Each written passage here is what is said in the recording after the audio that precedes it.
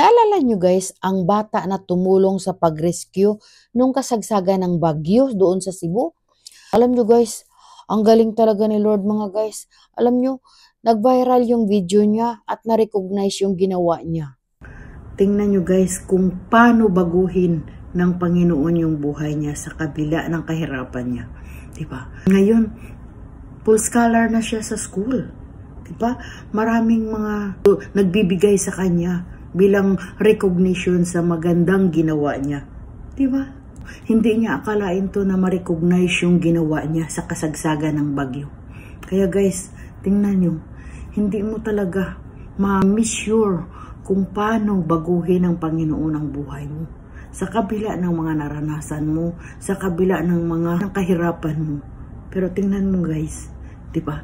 Basta mabuti, good deeds lang talaga yung ating ginagawa. Mabuti ang ating ginagawa. Ang Panginoon hindi talaga natutulog mga guys. Diba? Ang ganda, no? Kaya kayo, kung nasimulan nyo na magpakabuti, tuloy-tuloy nyo na. Dahil ang maliit or malaki na bagay na magandang ginagawa is will reward it.